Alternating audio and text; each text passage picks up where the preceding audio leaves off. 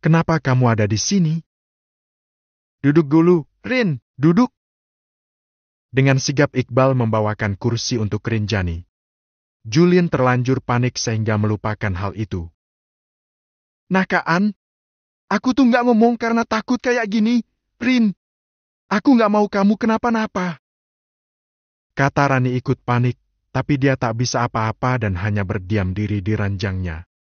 Rinjani duduk lalu mencoba menyingkirkan rasa sesak di dada yang sampai membuat kram di sekitar perutnya.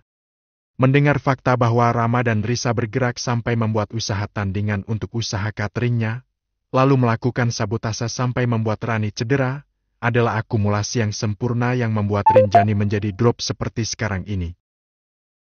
Relax, singkirkan pikiran negatif kamu, kata Julian sambil merendahkan tubuh jangkungnya dan bersimpuh tepat di hadapan Rinjani.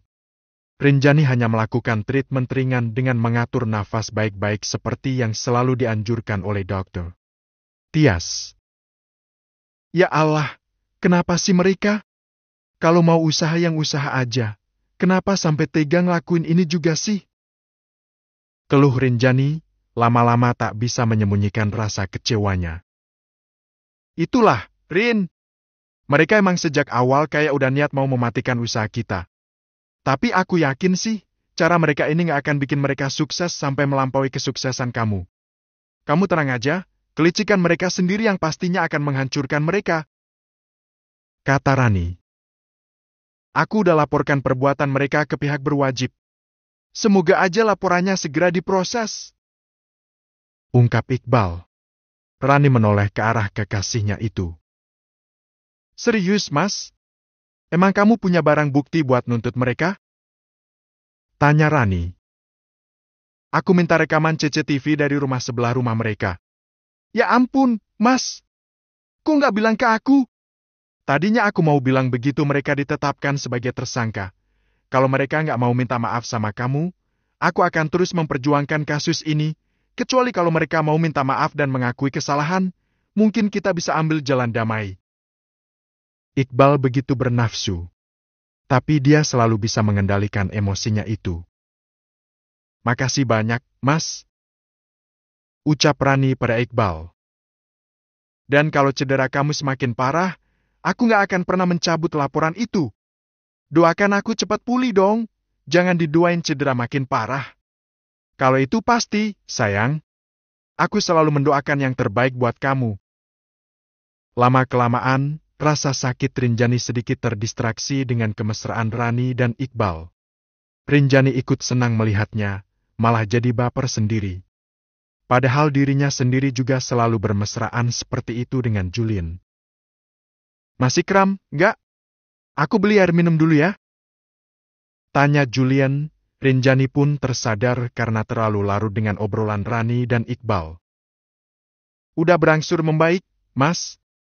Nanti beli minumnya pas kita pulang aja sekalian. Jawab Rinjani dan memastikan kalau rasa mengikat pada area perutnya sudah benar-benar hilang. Sekarang giliran Rani dan Iqbal yang menyaksikan kebucinan Julian terhadap istrinya. Sedari tadi Julian tetap standby sambil mengusap-usap perut istrinya sampai benar-benar merasa lebih baik. Ini kenapa sih para atlet kok pada bucin banget sama wanitanya? Haha! Celetuk Rani, suasana berangsur santai lagi. Bucin itu salah satu bukti kesetiaan lo, catat itu. Kata Iqbal. Serius? Serius lah. Iya nggak, Jul? Tanya Iqbal pada Julian. Valid.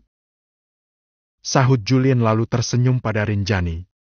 Hal-hal kecil seperti itu adalah penawar dari rasa tertekan yang dialami oleh Rinjani. Walaupun sekarang usaha cateringnya terancam, tapi itu bukan masalah besar selama Julian selalu ada dan mendukungnya. Rin, mending kamu istirahat aja. Kamu tuh baru pulang traveling, pasti capek, belum lagi masalah ini. Kamu nggak usah khawatirin aku, kan aku udah dijagain sama Mas Iqbal. Pokoknya kamu nggak perlu mikir kejauhan, yakinlah kalau ini akan baik-baik aja. Kata Rani. Tapi kalau ada apa-apa tuh jangan diam aja, kabarin ya. Pinta Rinjani. Iya. Nanti aku kabarin perkembangan kondisi aku. Sementara di catering Chef Pian yang handle sendiri karena orderan memang gak terlalu banyak, dibantu sama keponakan-keponakannya. Sehabis dari sini aku mau mampir ke sana, sekalian nyampein oleh-oleh buat mereka. Iya, kamu pokoknya relax saja ya, awal akhir, biang kerok pasti kena batunya juga. Usaha kita tuh usaha yang jujur, gak pernah sekalipun culas ke pelanggan, apalagi berusaha menjatuhkan usaha orang lain. Aku yakin kalau kita belum sampai pada puncak kesuksesan kita masih harus melewati jalan yang terjal. Dan aku yakin, kita akan mampu melewati itu semua, Rin. Rani memberikan motivasi yang sangat berharga untuk Rinjani. Amin, makasih banyak Besti. Optimisme kamu udah bikin perasaanku jauh lebih baik. Rinjani mengulas senyum penuh harapan pada Rani. Sama-sama. Semangat ya, Bumil cantik. Jaga baik-baik calon ponakanku. Jangan overthinking. Jangan racuni pikiran kamu sama hal-hal yang kurang berfaedah, oke? Oke? Julian cukup lega, walau banyak racun, tapi Rinjani berada di lingkungan yang memiliki vibe positif. Andai saja Julian sempat, dia akan datang melabrak Rama seperti yang Rani lakukan. Tapi Julian tak ingin melibatkan Rinjani. Lagi pula untuk sekarang, Julian harus fokus menemani dan mendampingi Rinjani. Aku pulang ya. Secepatnya aku akan kesini lagi. Pamit Rinjani. Iya, Rin. Istirahat aja, doakan aku dari rumah. Semoga aku bisa cepat pulang dari sini. Pasti. Aku pasti akan selalu doain kamu. Thanks banget ya oleh-olehnya. Iya, sama-sama. Julian membantu Rinjani untuk bangkit dari duduknya. Mereka sudah pamit dan bersiap untuk pulang dari sana. Rinjani dan Rani sudah berpamitan dengan sebuah pelukan. Julian dan Iqbal juga saling berpamitan dengan Tos seperti saat mereka berpamitan dari tempat latihan. Sulit untuk tidak memikirkan apa yang telah terjadi. Di dalam perjalanan menuju ke catering, Rinjani jadi agak melamun, merutuki perbuatan keluarga Rama yang tak ada habisnya merecoki kehidupannya dengan berbagai macam cara. Udah dong, jangan dipikirin terus. Julian menegur agar Rinjani tak kebanyakan melamun. Tapi kepikiran terus, Mas. Ya gimana ya? Usaha ini udah aku rintis selama bertahun-tahun. Aku bisa dapat pelanggan tetap itu juga nggak mudah. Tapi kok semuanya berbalik secepat ini? Ya mungkin mereka ada bosannya dengan semua menu yang kami tawarkan. Tapi ya tetap aja, ada rasa insecure juga gitu loh. Apa upayaku sama tim buat mempertahankan kualitas? Nggak berarti apa-apa. Rinjani curhat lagi. Pelanggan bisa dicari lagi. Kualitas nggak akan mengkhianati, Rin. Yang penting kamu udah memaksimalkan usaha kamu kan? Iya, tapi kenapa harus Mas Rama dan keluarganya? Kan kesel dan nyeseknya tuh jadi kayak berlipat-lipat ganda gitu, Mas. Iya, aku tahu, aku ngerti. Julian mengalah dan mendengarkan. Julian tahu kalau yang saat ini istrinya butuhkan adalah didengarkan. Kok mereka jahat banget sih? Gumam Rinjani berulang kali, dan bayangan wajah-wajah keluarga Rama seliweran di benaknya sehingga membuat Rinjani tambah enek. Mereka adalah salah satu tokoh antagonis di dunia nyata yang pernah aku temui. Bener banget, Mas. Perasaan, sejak dulu, mereka tuh nggak ada baik-baiknya deh. Tuh Kaan, malah keterusan jadi ngatain mereka. Mereka emang pantas dikatain, keluarin aja unek-unek kamu, Rin. Beneran boleh? Kamu nggak enek aku ngeluh mulu, Mas. Kalau dengan berkeluh kesah bisa meringankan rasa sesak di hati kamu, nggak apa-apa, silakan ngeluh aja. Julian fleksibel sekali. Pelan-pelan Rinjani tak terlalu bergelut dengan rasa kesalnya itu. Di tengah perjalanan, Rinjani merasa melihat sesuatu yang aneh. Dari jarak yang cukup jauh, Rinjani seperti melihat sosok anak kecil yang cukup familiar dengan dirinya. Kebetulan saat ini jalanan memang sedang padat merayap. Mas, kok itu kayak? Rinjani menajamkan penglihatannya ke arah objek itu. Kenapa? Tanya Julian. Aku nggak salah lihat kan? Kok itu kayak Ruby? Anaknya Mbak Farhana loh. Julian lupa-lupa ingat dengan sosok anak 5 tahun itu. Julian mencoba memperhatikan sosok yang ditunjuk oleh istrinya. Mungkin iya, mungkin lagi sama orang tuanya di sini. Tapi Julian menanggapinya dengan santai. Masa sih? Lihat deh, kayak nggak lagi sama siapa-siapa. Kayak lagi kebingungan loh. Masih pakai seragam sekolah pula. Ngapain coba Ruby berdiri kayak orang linglung di pinggir jalan begitu? Rinjani tidak melihat siapapun yang dikenalnya di sekitar Ruby. Ruby memang sendirian dan terlihat sangat kebingungan. Coba kamu ke pinggir dulu deh, Mas. Aku takut kalau dia emang lagi linglung sendirian di sini, kan kasihan. Pinta Rinjani. Mengikuti nurani dan rasa keibuannya, Rinjani tak tahan ingin memastikan kenapa Ruby ada di sana. Julian tidak menolak dan menepikan mobilnya ke salah satu halaman ruko kosong yang kami ada di sama jalan sekali itu. tidak setuju dengan bunga Setelah majemuk. menepi, Khawatir bunga yang terlalu Rinjani mahal. langsung Kami saja akan turun turunkan dan berjalan bunganya. beberapa Limit meter ke arah Ruby berada. Rinjani mempercepat langkahnya sebelum Ruby hilang dari pengawasannya. Ruby? Sapa Rinjani lalu menepuk pundak Ruby. Itu memang Ruby. Ruby menoleh dan memperhatikan Rinjani. Ruby terlihat kaget sekaligus senang begitu melihat Rinjani. Tante cantik. Secara spontan Ruby memeluk Rinjani, walau hanya setinggi perut Rinjani, Ruby tetap memeluk erat dan menangis pada Rinjani. Rinjani sampai terenyuh dan sudah pasti yakin kalau Ruby memang sedang ketakutan. Kamu kenapa, Ruby? Kenapa kamu di sini?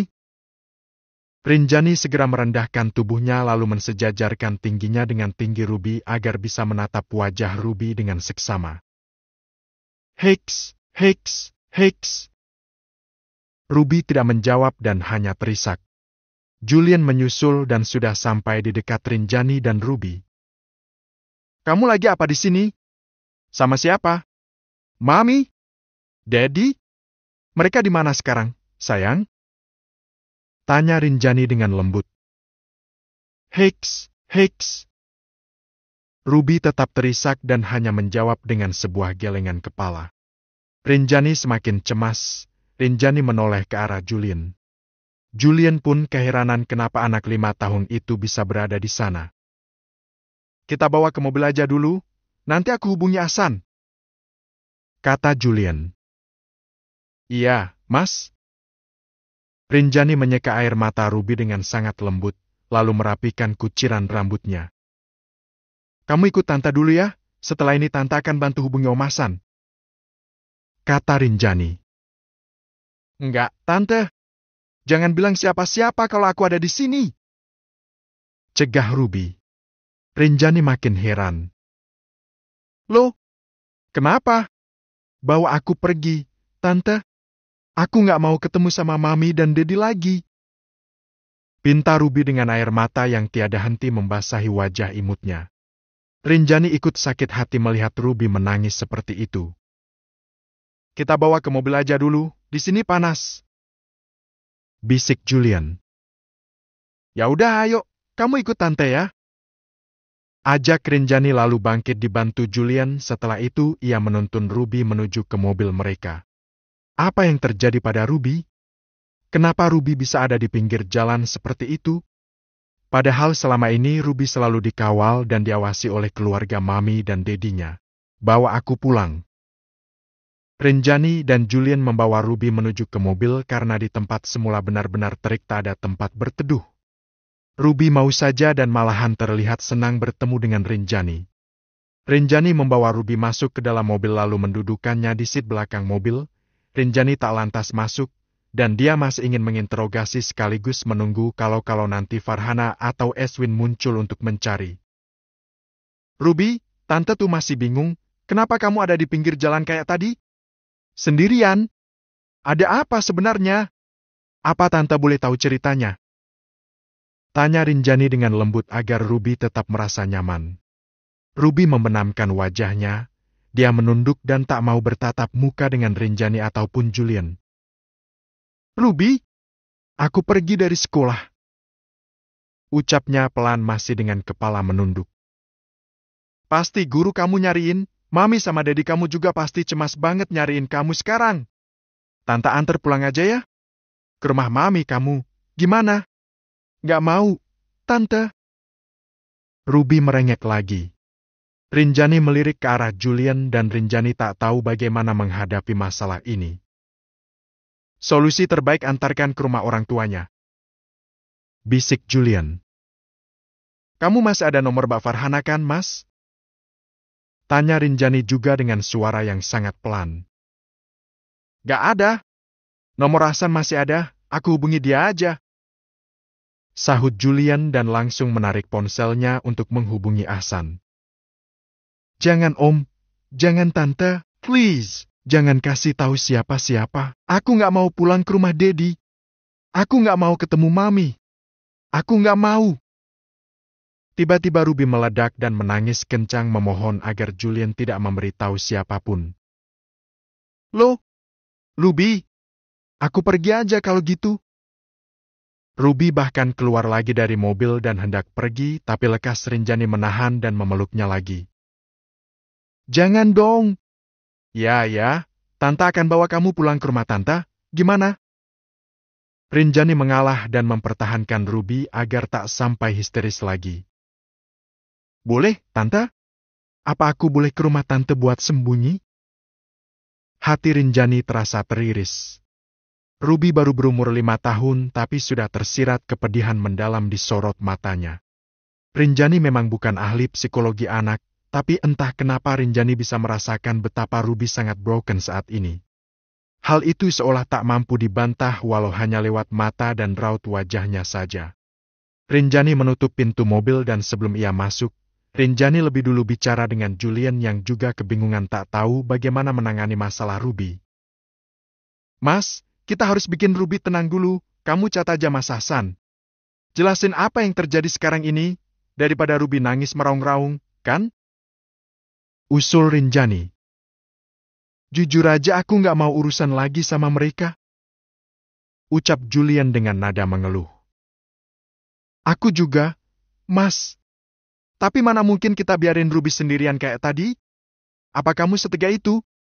Nggak mungkin, kan? Ya udah, jadi sekarang kita kemana? Kita ajak Ruby makan, sambil nunggu pihaknya datang. Nggak jadi ke catering? Atau kita bawa ke catering aja, biar nanti mereka jemput Ruby di catering. Oke. Julian tak mau berdebat soal Ruby. Kalau dipikir-pikir, memang kasihan Ruby kalau dibiarkan di pinggir jalan seperti tadi. Jika ditemukan oleh orang yang tidak bertanggung jawab, Ruby akan ada dalam resiko besar. Rinjani kembali masuk ke dalam mobil dan memilih untuk duduk di seat belakang bersama dengan Ruby. Julian juga sudah siap di depan kemudi dan mengirim chat pada Hasan soal keberadaan dan kondisi Ruby saat ini. Gue lagi sama Ruby, dia kebingungan di pinggir jalan. Kalau orang tuanya nyari, sekarang dia ada sama Rinjani dan aman. Datangi aja ke alamat ini. Julian melampirkan alamat catering Rinjani. Berharap tak akan ada drama kesalahpahaman atas niat baik Rinjani saat ini. Setelah selesai mengirim pesan, Julian mulai melanjutkan perjalanan. Rinjani memperhatikan Ruby. Ruby hanya duduk terdiam dengan sisa isak tangis yang menyesakkan dada. Rinjani tak tahu lagi harus bertanya apa. Rinjani takut melukai perasaan Ruby yang sedang sangat rapuh. Tante? Panggil Ruby kemudian. Iya, kenapa? Rinjani mengelus kepala Ruby sehingga Ruby semakin nyaman. Apa aku boleh tidur di sini? Tanya Ruby lalu menepuk pangkuan Rinjani. Rinjani tak menduga juga kalau Ruby akan meminta seperti itu padanya. Boleh. Terima kasih, Tante. Ruby meletakkan kepalanya ke atas pangkuan Rinjani dan dia benar-benar bermanja pada Rinjani. Ruby seperti sedang mencari kenyamanan lain setelah kenyamanannya hilang karena dihancurkan oleh orang tuanya sendiri. Ruby! Gumam Rinjani semakin dilema. Julian bisa melihat momen itu dari kaca spionnya. Dia tidak mengerti kondisi Ruby saat ini, tapi Ruby benar-benar bermanja pada istrinya. Karena terjebak macet, perjalanan menjadi lebih lamban. Akhirnya Hasan membaca pesan dari Julian dan Hasan langsung menelpon ke nomor Julian. Hasan nelpon. kata Julian. Rinjani memastikan kalau Ruby sudah terlelap. Angkat aja, Mas. Katakan situasi sekarang. Sahut Rinjani. Julian mengangkat panggilan dari Ahsan. Halo? Jul? Ini aku Farhana. Ternyata yang bicara adalah Farhana. Dia langsung terdengar panik begitu Julian mengangkat panggilannya. Iya, Ruby lagi sama kamu. Gimana bisa? Kamu nemuin dia di mana? Di pinggir jalan. Dia mau diajak pulang, tapi dia nggak mau diantar pulang ke rumah kalian. Beberapa saat Farhana terdengar diam, hanya suara helaan nafas yang berat yang terdengar oleh Julian. Terus sekarang, apa aku bisa bicara sama Ruby? Pinta Farhana kemudian. Kamu bicara sama Rinjani aja. Sekarang anak kamu udah terlelap di pangkuan istriku. Kata Julian lalu menyerahkan ponselnya ke belakang kepada Rinjani. Siapa? Gumam Rinjani pelan. Farhana. Jawab Julian dengan malas. Sejujurnya, Rinjani juga malas mengobrol dengan Farhana. Tapi demi Ruby, akhirnya Rinjani mau mengobrol. Halo? Rin? Ruby lagi sama kamu? Farhana masih terdengar panik dan antusias. Ya, sekarang dia tidur. Tadi mau aku langsung anterin ke rumah Mbak Farhana, tapi Ruby-nya nggak mau. Aku nggak bohong. Aku nggak ngada-ngada. Rinjani langsung mengatakan faktanya. Ya ampun, Ruby. Aku bawa Ruby pergi karena cemas sama kondisinya. Aku nunggu dia tenang dulu baru setelah itu rencananya mau antar dia pulang. Tapi kalau Mbak Farhana mau ambil langsung, jemput aja Ruby di tempat cateringku. Kata Rinjani dengan dingin. Ya, aku sama Mas Ahsan akan segera ke sana. Makasih ya, untung Ruby ketemunya sama kalian. Gak kebayang andai saja Ruby pergi semakin jauh terus ketemu sama orang yang gak bertanggung jawab. Oke. Ruby aman kok sama aku. Ditunggu ya, kasihan Ruby, perasaannya pasti lagi nggak baik-baik aja. Iya, aku akan segera menuju ke alamat yang udah di-share sama Julian tadi.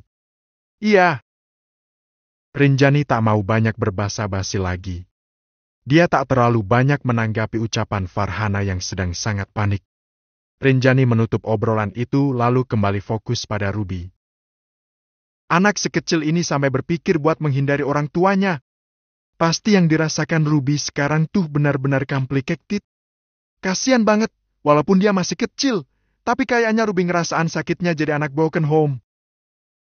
Ucap Rinjani dan terus memperhatikan Ruby sambil mengelus-elus kepalanya. Julian hanya diam, tapi dari kasus Ruby ini, Julian belajar kalau keegoisan orang tua pasti akan sangat berdampak buruk untuk seorang anak. Kalau Mas Edwin sampai tahu Ruby hilang dari pengawasanku kayak gini, pasti dia nggak akan mengizinkan Ruby buat tinggal di rumahku lagi. Farhana terlihat ketakutan. Dari sekolah, Farhana yang diantar oleh Ahsan segera meluncur menuju ke alamat cateringnya Rinjani. Kok bisa sih Ruby sampai lolos? Gimana bisa berjalan cukup jauh dari sekolah? Benar-benar beruntung karena yang menemukan adalah Rinjani. Aku juga nggak bisa bayangin kalau misalnya Ruby diculik sama orang jahat. Ya ampun, aku masih belum bisa membayangkan hal itu. Farhana tak berhenti mengungkapkan perasaannya. Berbagai macam perasaan yang bercampur jadi satu. Kayaknya ini tempatnya, itu mobilnya Julian. Kata Farhana lalu menunjuk ke sebuah tempat yang ia yakini sebagai tempat usaha catering Rinjani. Ahsan menepikan mobilnya dan Farhana cepat-cepat turun karena tak sabar ingin segera bertemu dengan Ruby. Tok. Permisi. Tanpa berlama-lama lagi, Farhana juga langsung mengetuk pintu utama bangunan tempat usaha Rinjani itu. Menunggu beberapa saat, pintu terbuka dan yang membukakannya adalah Julian. Jul, dia ada di dalam. Ucap Julian lalu membukakan pintu lebih lebar agar Farhana bisa masuk. Boleh aku masuk? Masuklah. Farhana lantas masuk. Untuk saat ini, Farhana melupakan obsesinya, dia hanya fokus pada anaknya. Ruby duduk sambil memeluk Rinjani. Ruby menyembunyikan wajahnya di dalam pelukan Rinjani. Ruby! Farhana segera mendekat. Ruby, Mami kamu datang. Bisik Rinjani pada Ruby. Ruby tidak bersuara dan hanya menggeleng-gelengkan kepalanya beberapa kali. Maafin, Mami. Ayo pulang, kalau kamu mau pulang ke Dedi, ayo ke rumah Dedi sekarang. Farhana berusaha membujuk. Gak mau! Aku gak mau sama Mami. Aku gak mau sama Dedi. Ruby berontak tapi tetap bersembunyi di dalam pelukan Rinjani. Kok kamu gitu sih? Kamu tahu nggak kalau Mami tuh cemas banget barusan nyari kamu? Mami nggak mau kehilangan kamu, Nak. Ayolah, kita pulang ya. Nomor. Ahsan juga sudah masuk ke dalam ruangan itu. Ahsan cukup tercengang melihat kedekatan Ruby dengan Rinjani. Ruby, please. Aku nggak mau pulang ke rumah siapapun. Aku mau sama tante cantik aja. Sergahnya. Ruby ini Om Ahsan. Kalau kamu nggak mau pulang ke rumah Mami atau rumah Dedi, kamu bisa tinggal di rumah Om, biar kamu ditemani sama Abis. Ya? Ahsan ikut membujuk. Enggak. Nanti Mami akan bawa aku pas aku tidur. Aku nggak mau. Farhana dan Ahsan mulai frustasi. Entah apa yang merasuki Ruby sampai dia menjadi sangat kerasa seperti itu. Ruby, sayang, kamu nggak boleh begini. Lihat Mami kamu, dia cemas banget sama kamu. Kamu pulang dulu ya. Rinjani tak ingin kelewat ikut membujuk. Nggak mau tante, aku nggak mau pulang. Ratap Ruby bicara lebih pelan pada Rinjani. Tapi, bawa aku pulang ke rumah tante. Aku nggak mau pulang ke rumah lamaku. Rinjani semakin kebingungan. Farhana dan Ahsan juga ikut kebingungan dengan permintaan Ruby. Ruby malah mau dibawa pulang oleh Rinjani? Bagaimana bisa ini terjadi? Izinkan aku buat tinggal di rumah Om dan Tante, 1 hari aja. Permintaan Ruby semakin aneh-aneh saja. Tapi di balik permintaan absurd Ruby, para orang dewasa sama sekali tak memahami pada yang benar-benar Ruby inginkan. Please, Tante. Mohon Ruby. Rinjani kebingungan. Rinjani menatap pada Farhana, kemudian dia juga melirik ke arah Ahsan. Terakhir Rinjani melabuhkan pandangan kebingungan terakhirnya pada Julian. 1 hari aja, biarkan aku tinggal di rumah tante cantik. Ruby terus merengek dan minta dibawa pulang oleh Rinjani. Rinjani tetap menatap pada Julian. Julian yang mencoba mendalami keadaan mental Ruby merasa harus mewujudkan permintaan anak 5 tahun itu. Julian memberi isyarat anggukan pada Rinjani dan Rinjani mengerti. Oke, kamu bisa ikut pulang sama tante, tapi harus seizin Mami kamu ya. Bisik Rinjani pada Ruby. Sikap lembut dan keibuan Rinjani membuat Ahsan semakin salut pada sosok Rinjani. Ahsan sepertinya setuju-setuju saja dengan keinginan Ruby. Dia percaya kalau Rinjani pasti akan bisa menggantikan peran Farhana sebagai ibu untuk beberapa saat. Mami, izinkan aku tinggal di rumah tante cantik buat sehari aja. Pinta Ruby tanpa melihat pada Farhana. Farhana malah diam tak tahu harus menjawab apa. Kenyamanan yang dicari,